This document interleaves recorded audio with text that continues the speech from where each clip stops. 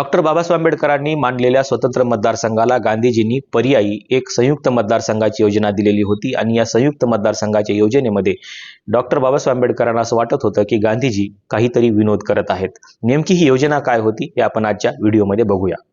Doctor Babasaheb आंबेडकरांनी अस्पृश्य समुदायासाठी स्वतंत्र मतदारसंघाची मागणी केली होती। याच अनुषंगाने त्यांनी लंडनच्या 1930 आणि 31च्या गोलमेज परिषदेमध्ये ब्रिटिशांसमोर डिबेट ही केलेली होती। 1931च्या लंडनच्या गोलमेज परिषदेमध्ये डॉक्टर बाबासाहेब आंबेडकरांनी हाच मुद्दा महात्मा गांधीजी यांच्या समोर देखील मांडलेला होता। ज्या पद्धतीने मुस्लिमांना स्वतंत्र मतदारसंघ देण्यात आलेले आहेत 1909च्या कायद्याने किंवा शिखांना 1919च्या कायद्याने स्वतंत्र मतदारसंघ देण्यात आलेले आहेत, त्याच पद्धतीने अस्पृश्यांचं देखील वेगळं अस्तित्व मान्य करून त्यांना देखील स्वतंत्र मतदारसंघ देण्यात यावेत, अशा प्रकारची मागणी डॉक्टर बाबासाहेब आंबेडकरांनी लंडनच्या गोलमेज परिषदेसमोर ठेवलेली होती। या मागणीला महात्मा गांधीजींनी विरोध केला। त्यांनी मुस्लिमांचे स्वतंत्र मतदारसंघ मान्य केले, शिखांचे स्वतंत्र मतदारसंघ मान्य केले, परंतु त्यांनी अस्पृश्यांचे स्वतंत्र मतदारसंघ मान्य केले नाहीत, कारण ते असं म्हणत होते की अस्पृश्य समुदाय हा हिंदू समाजाचाच एक भाग आहे आणि त्याच्यामुळे त्याला वेगळं समजता येत नाही आणि म्हणून त्यांना स्वतंत्र मतदारसंघ देण्यात येऊ नयेत। या अनुषंगाने त्यांनी दुसऱ्या गोलमेज परिषदेनंतर सॅम्युअल होअर यांच्यासोबत अनेक वेळेस पत्रव्यवहारही केलेला होता आणि त्यांना दुसऱ्या गोलमेज परिषदेच्या नंतर देखील म्हणजे ब्रिटिश गव्हर्नमेंट स्वतंत्र मतदारसंघ मान्य करण्याच्या मूडमध्ये असताना देखील महात्मा गांधीजींनी याला विरोध केला आणि सॅम्युअल होअर यांना पत्र लिहून सांगितलं की जर तुम्ही स्वतंत्र मतदारसंघ मान्य करत असाल तर मी प्राणांतिक लढा देईन, अर्थातच माझा प्राण जाईपर्यंत मी याला विरोध करत राहीन, अशा प्रकारची मागणी त्यांनी ब्रिटिश गव्हर्नमेंटकडे केलेली होती आणि सॅम्युअल होअर यांना लिहिलेल्या पत्रामध्ये देखील त्याचा वारंवार त्यांनी उल्लेख केलेला होता।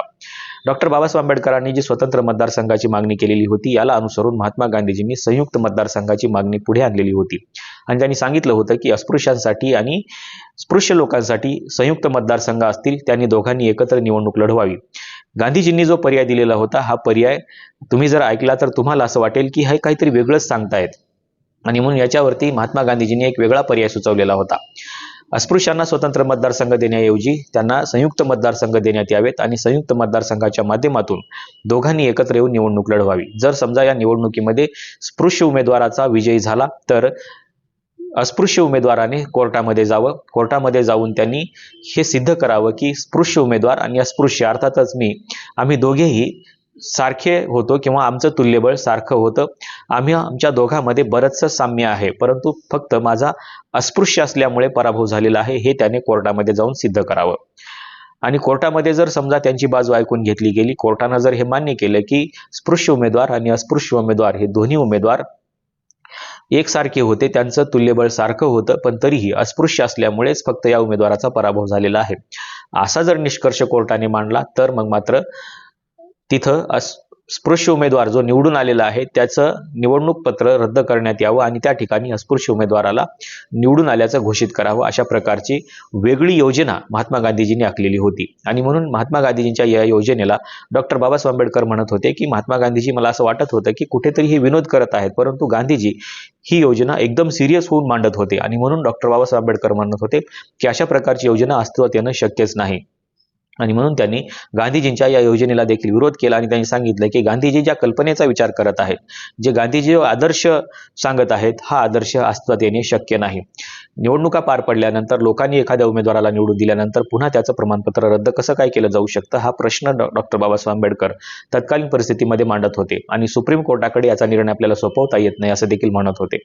सुप्रीम कोर्टाने जरी असं सिद्ध केलं की दोघांचं तुल्यबळ सारखं होतं आणि अस्पृश्य उमेदवार हा फक्त अस्पृश्य असल्यामुळे त्याचा पराभव झालेला आहे, ही बाब मान्य करून त्याला निवडून आणता येत नाही, हे डॉक्टर बाबासाहेब आंबेडकरांनी महात्मा गांधीजींना समजावून सांगितलेलं होतं। त्याच्यामुळे गांधीजींची ही योजना डॉक्टर बाबासाहेब आंबेडकरांना एक विनोद वाटत होती, परंतु गांधीजी ही योजना सिरियस होऊन मांडत होते। कदाचित गांधीजींची ही योजना अस्तित्वात आली असती तर आज काय झालं असतं याचा विचार आम्ही करू शकतो, याचं विश्लेषण तुम्ही देखील करू शकता। तुमचं नेमकं याचं विश्लेषण काय आहे हे आम्हाला सांगायला विसरू नका। आजच्या व्हिडिओमध्ये आपण इथेच थांबूया। धन्यवाद।